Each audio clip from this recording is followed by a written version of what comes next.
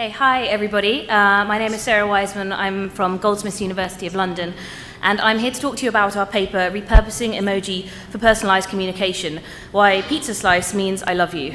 The alternative title of this paper is, oh gosh, that stupid pizza paper. I'd like to apologise to all the technical programme leaders and community for putting an emoji in the title of our paper. I understand that wasn't necessarily an easy thing to deal with. So, what do I mean by repurposing? There are a lot of emoji out there that have a particular meaning that the Unicode Consortium have assigned to them, but actually have a different meaning when used in real life. For example, the Unicode Consortium refer to this emoji as eggplant. You guys may not have seen or used it in that context. Similarly, this emoji is peach.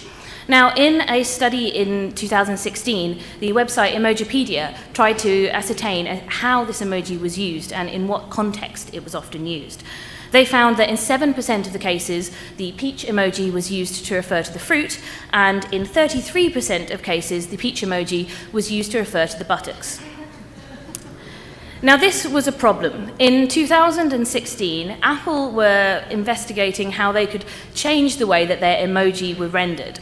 And they actually tried to change how the peach emoji was rendered. It went from what you see on the left there to what you see on the right. This was a big problem. Not because the emoji no longer represented a peach. No, it still did that very well. The issue was that Apple users were furious because they could no longer use it for that second meaning that it had gathered over the time. Their fury was so great that Apple listened and responded and actually did not change how the peach emoji was rendered. This shows you that Apple acknowledge and respect the way that this emoji has been repurposed. So what do I mean by repurposed here? Well, what I'm referring to is this universal idea that a wide variety of users have come together, not formally or explicitly in any way. Well, hang on, explicitly in some ways. Sorry. A wide variety of users have come together and have decided that this emoji can have this second meaning. They have used something that had an original intention and they have repurposed it for a second intention. Now, this has been an example of a universal repurposing, but there are examples of emoji being repurposed in smaller subsections of society. In fact, the emoji repurposing can allow you to kind of hide information from other people and keep information secret if other people don't understand how you have reused that emoji. What group of people are we worried about using the emoji to send secret or covert information? Are we worried about terrorists, criminals, politicians? No, we're obviously worried about how teenagers are using them. And cyber experts say kids are starting to use some as a secret code that we as parents can't necessarily figure out. Often it's a combination of emojis, like a face with a zipper along with, should be parents next to that zipper.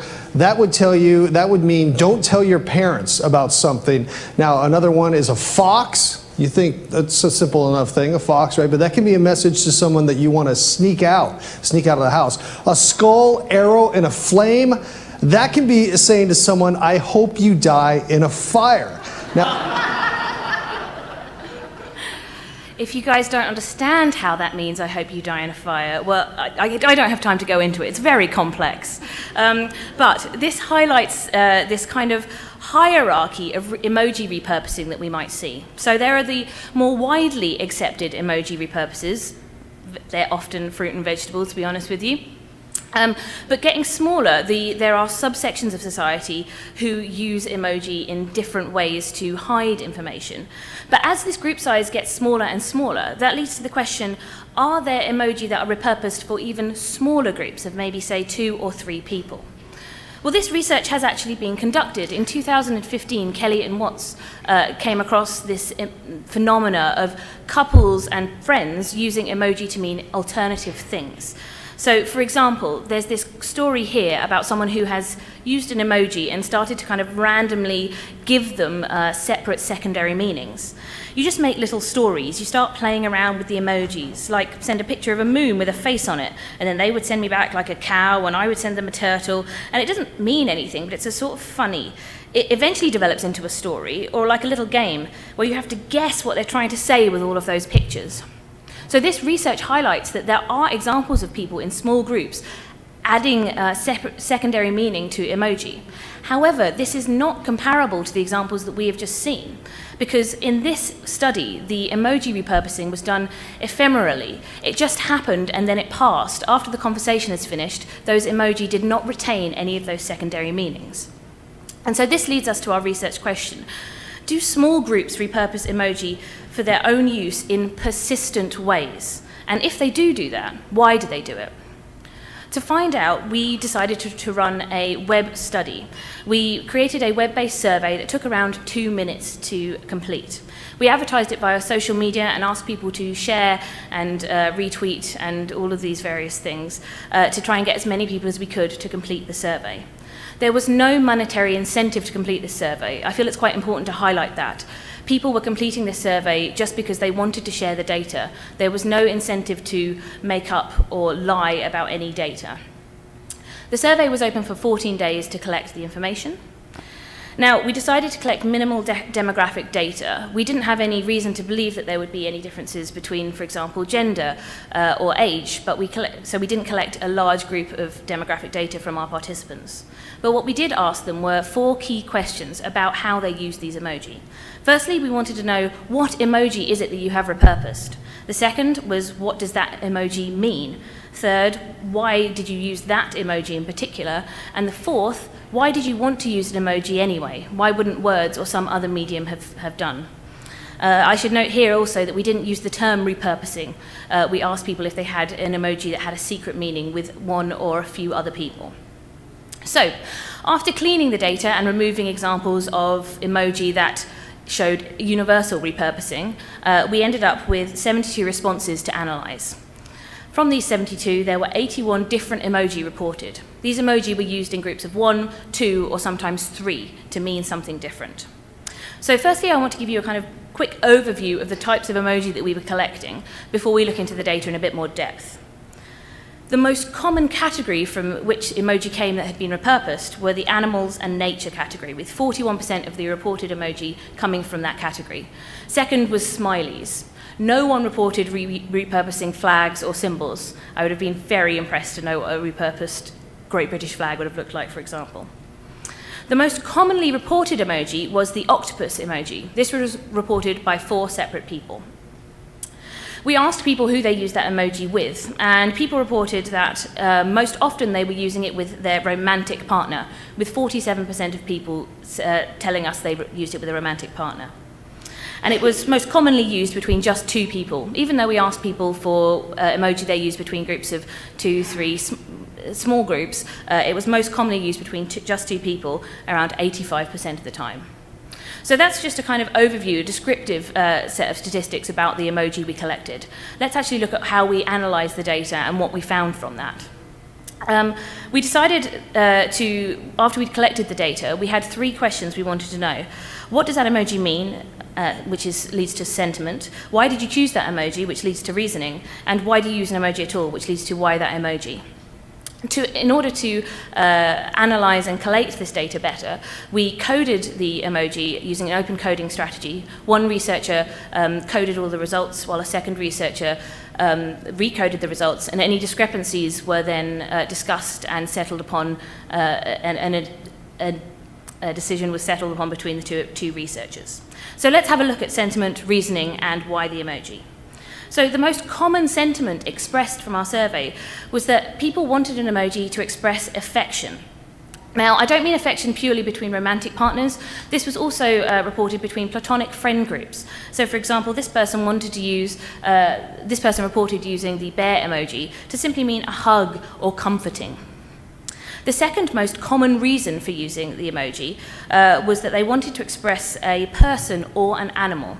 So in these instances, the emoji was something like an avatar. It referred to a specific person or pet, for example. So this person reported using the penguin as a nickname for each other. Nicknames were quite a common one for this group. Incidentally, penguin was used twice by people to mean their nickname. So if you're doing that with your romantic partner as well, you might not be as unique as you think. Now, other common sentiments, which I won't talk about here, were people using emoji for logistical reasons, people using it for conversational reasons, so as a stop word like Tina spoke about earlier, or as a confirmation that they'd read or received a message. Other people were using it to refer to sex, obviously. I'm not going to include that in here. That's a little teaser for you to read the paper. There's a bit more juicy information in there. So, once we've looked at sentiment, we also wanted to know why that emoji in particular was used. How did it come about? One of the most common ways for an emoji to be used was that it was a direct image of something that was used in the real world, in speech communication that two people had. So, for instance, this participant reported using the pineapple emoji because we came up with pineapple as a trust word. He can say it when I don't believe him due to his deceitful nature. Now, in this instance, the couple that this person is speaking about will use pineapple in the real world. Again, pineapple is an example of kind of a repurposed speech word, but this has been directly translated into the emoji world, and they have used the emoji simply to refer to that repurposing that has happened to occur in the real world. Now, this, I want to highlight, is different to the second category I'm going to discuss here, which is evocative. Emoji in these situations were not used because they represented anything that happened between a couple in the real world. It wasn't a translation of something they used in speech. It was something that meant something to them, an emoji that referred to a feeling or a shared understanding. So, for instance, one person reported using the pizza emoji because we both love each other as much as we love pizza. This person used the pizza emoji when they wanted to say I love you to each other. This isn't something that they would have done in the real world. They wouldn't found themselves shouting pizza at each other to express their love. But it was evocative of something, a shared understanding that these two people had, and it could act as a shorthand to let them know that they loved each other. 14% of people reported using a particular emoji because of the visual affordance that it gave. So this was the case when the emoji was used because it was drawn in a particular way, not because of what the emoji was or what it meant. So, for instance, in this case, the person reported using the thinking face emoji to mean lesbian. The reason being that the position that the emoji had taken looked like lesbian in American Sign Language. Now, there's no reason why thinking face should look like that sign. Thinking face could easily be an image of Rodin's The Thinker statue, for example. It just so happens that the rendering that has been chosen here can act as a sign language. This is very similar to how we use the peach emoji, for example. There's nothing to say that peach necessarily needs to look like buttocks, but it happens to. The emoji itself has been drawn in a way to give that affordance. Now, finally, the third category, why were people using an emoji at all? So, one of the most common reasons was that the emoji was used because of ease. People perceived it as something that was quicker. I, in my previous life, was a text entry researcher, and I have serious qualms with this because of the cost of switching between keyboards on a mobile phone, but that's what our participants reported.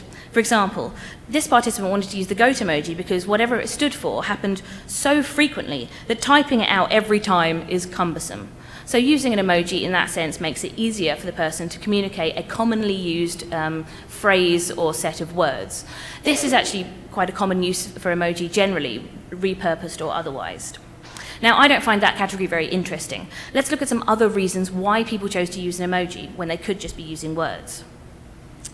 13% of people reported that they used an emoji for intimacy. This participant, for example, used the syringe full of blood because it's a sibling in-joke that no one gets except us. Now, in this instance, the emoji is being used to create a shared secret. And this is something that was echoed, echoes the results of the Kelly and Watts paper that I discussed earlier. Sometimes emoji are used because they have this covered up meaning, this covert meaning. And by understanding it with another person, you are forming an intimate bond with them. You are creating a secret that only you two know. And by using that emoji, you can solidify that bond. Now, one of my favorite reasons why people used emoji was that there are simply no words to use to express the sentiment they want to. This was reported for various numbers of reasons. One person reported a very devastating life event that they didn't want to have to talk about, and they didn't want to have to use words to discuss. An emoji allowed them to mention to their partner that they were thinking about a particular thing without having to say the words. Other people used it because they wanted to avoid sincerity. A lot of people reported not being able to say I love you to their partner very easily, whereas an emoji just lets you do that without having to say the real words. And other people simply wrote that talking is hard. Sometimes the concepts we want to convey can't be conveyed with words. They're too big, or it's just impossible. An emoji allows you to do that. So just to conclude, I want to highlight that emoji, much like language in that we use symbols in ways that they aren't intended, just as we use a nickname or a secret code with a friend. Emoji are used in a similar way. Now, why do I want to talk about this? Why do I think it's important? Why do we need to consider this? Well, it's important when we think about the ways in which we analyze or design emoji. For example, we know that affordance of emoji is incredibly important, and in changing the way that we render something, we might reduce someone's language. We might make them lose a word, essentially, from their vocabulary. But most importantly, I want to highlight that we need to consider this in things like sentiment analysis. It's not enough to just think that we understand what the emoji is called, and so we understand what it means. It's important that we know that, and I don't mean this literally and for every single case, but pizza doesn't always mean pizza. Sometimes it means I love you. Thank you very much.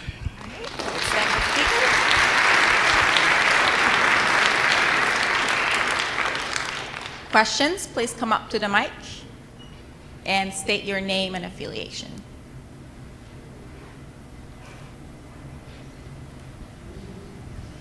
Hi, Sarah. Thanks for the talk. I'm Carla from INRIA. So by personal experience, I know that even when we assign personal meaning to an emoji, not because of how it looks, but after using it with a special meaning over and over, we also like seeing it always in that original way where we assign meaning to it. And then it happens that you talk with this same group of close relationships in one app or the other, and they have different representations for that same emoji. It also happened to me with the octopus, that the octopus on Slack looks one way, the octopus on Facebook Messenger on the web looks another way, on Android it looks in another way. So I kind of feel that I'm not expressing myself in the same way.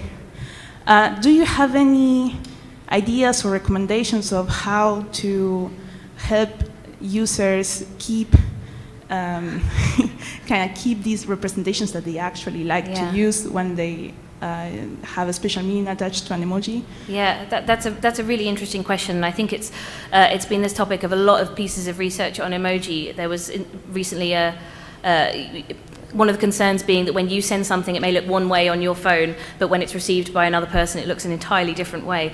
I think that's a problem which is much larger than this question about repurposing. I haven't necessarily seen a good solution or a good answer to help users fully express themselves using emoji in that way. I think, I don't know, you don't want to do like the 1984 thing and say that every emoji needs to look the same across all platforms and control it. But I guess it's just a case of awareness, which is quite a boring answer, but I don't know what the solution is, and I think it's an important one beyond repurposing and just looking at emoji in general and how we can convey, how we communicate between different platforms. It's a really important problem to solve. Yeah. Sorry, I can't answer it in a better way. Hi. Hi. I'm Ray Zhang from University of Washington, and it's very interesting research. Thank you. I enjoy your presentation. I have one question. So I'm from China. So in China, lots of users communicate not too much using emoji, but there is some stickers or GIFs, right? Sometimes they are more meaningful than one emoji because they contain different motions, different indicator, like a label on the GIF. So have you like looked at the difference, like why sometimes use sticker versus sometimes they use emoji? No, we haven't considered anything like that. That's an interesting question. I think it's ever so slightly different to the work that we were doing with emoji, because emoji are so carefully controlled by the Unicode Consortium. They decide exactly what the emoji means, whereas with, I'm not so sure with stickers, but with GIFs, for example, they don't have a specific meaning beforehand. But that's not, no, that isn't something that I've actually I've looked at all. I think it seems like a natural progression, though. That would be an interesting direction. Yeah, thank you. That's